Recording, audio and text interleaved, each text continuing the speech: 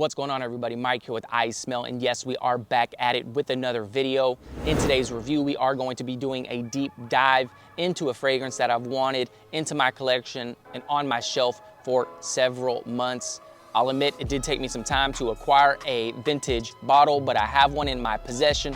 I've been wearing the fragrance, and today I am ready to present my full thoughts and opinions. This one comes from the house of DIOR. The name of this one is DIOR Dune Pour Homme.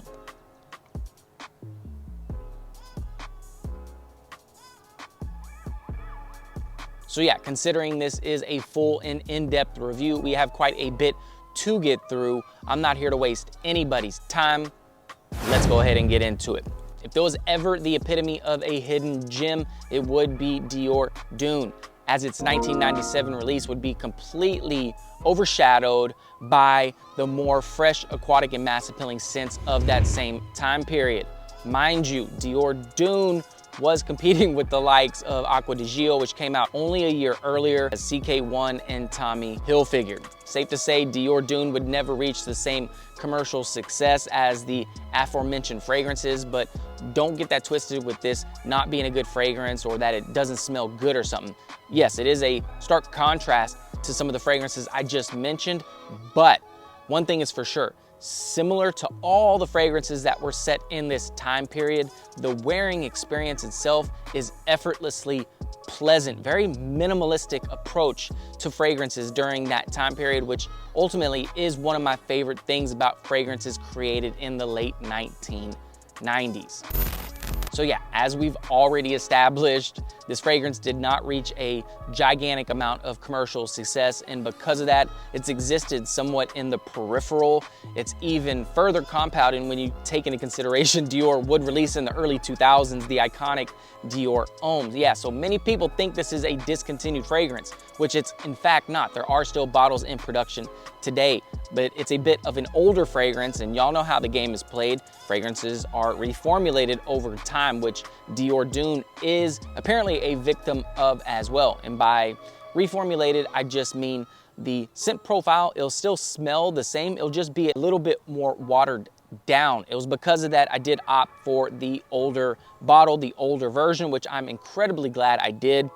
The scent profile is intact. There are a couple key differences if you are interested in hunting down the older bottle. Seeing as this is a full and in-depth review, I'll just kind of let you know what you should be looking for. Two things real quick.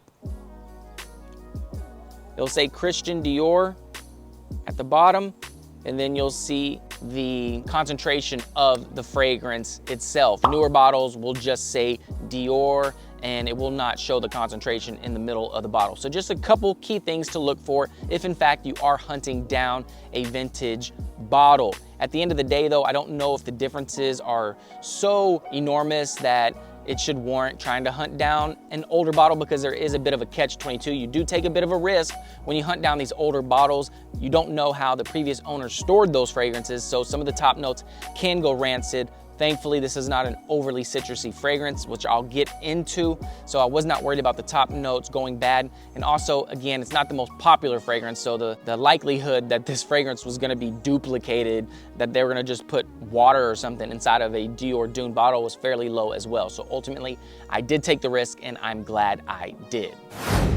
All right, so normally and historically with these full and in-depth reviews, I like presenting both the bottle as well as the box itself. In this case, I did purchase it in the resale market from a vendor who had unfortunately already discarded the box. So what I'm gonna do is just represent the bottle itself.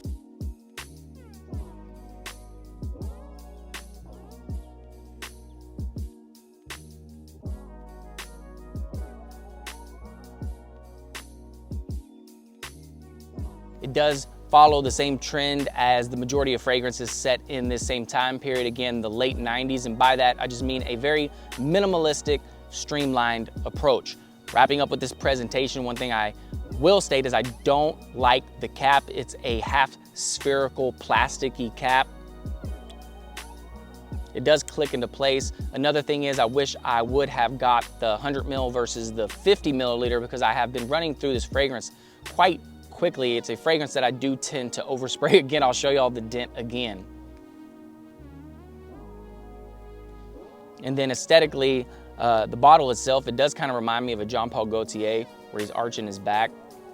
All in all, I think it's a decent presentation. As many of y'all know, I don't like the more eclectic stylings of some of the bottles today, so perfectly in line with what I like in a fragrance. I would rank it right at average. So yeah, let's start talking about notes. Let's start talking about what I smell. Ton of notes in this fragrance. I'll go ahead and ring them off to you right now. Up at the top, you're gonna get fig leaf, cassis, sage, as well as basil. Throughout the mid, you're gonna get fig wood bark, mignonette, as well as rose. And then in the base, you're gonna get sandalwood, cedar, tonka, as well as vanilla. I'll give you a couple sprays and let y'all know what I smell in this fragrance. It's actually my scent of the day. I will be spraying my hand and myself. I will tell you, this is a fragrance that does not convey on a scent strip as well as it does on the skin. One thing to note as well, at no point during any portion of that note breakdown did I mention citrus. This is not an overly citrusy fragrance. Some of the note breakdowns do state mandarin, but again, it's just a whisper. This is not an overly citrusy fragrance, y'all. Very wide atomizer.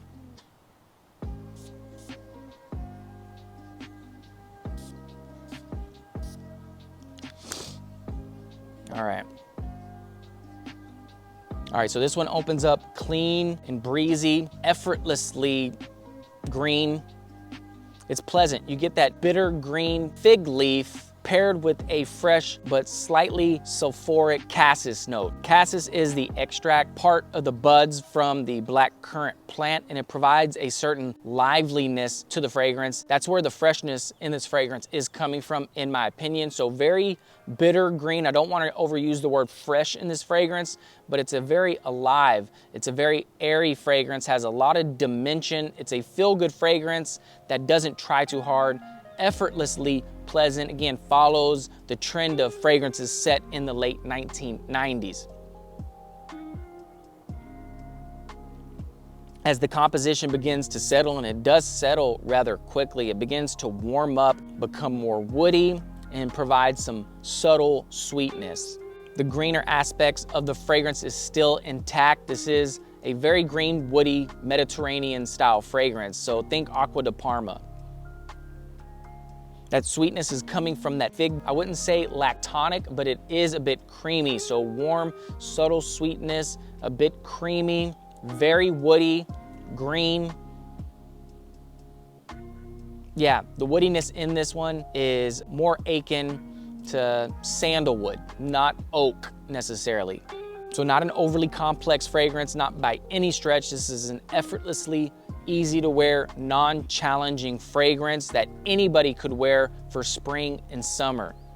It's a fragrance that I personally overspray, but again, you do have to enjoy green scent profiles and woody scent profiles. It does a good job of feeling fresh and clean without being overly citrusy. Yeah, and then in the base, it's primarily whispers of sweetness from that tonka bean and vanilla. It's a combo actually. Very beautiful fragrance, y'all. It's in line with what I would wear even today. Despite it being that old, it does not smell outdated, not even in the least. And one thing again, I absolutely love about fragrances, the ones that I'm drawn to, I like smelling different. I don't like smelling like every other mass appealing fragrance in the marketplace. And that's one of the reasons why I've been running through this bottle so quickly. Yeah, I have tons of options that I could wear for fresh weather, tons of green fragrances, but I've been reaching for this one even over that. So that has to speak volumes to how I feel about this fragrance. All in all, I do think it's a very solid scent profile. All right, so let's quickly address projection, longevity as to when and where you would wear this fragrance. In terms of projection, it's not a screamer. In terms of longevity, it's not a beast mode fragrance with eternal longevity.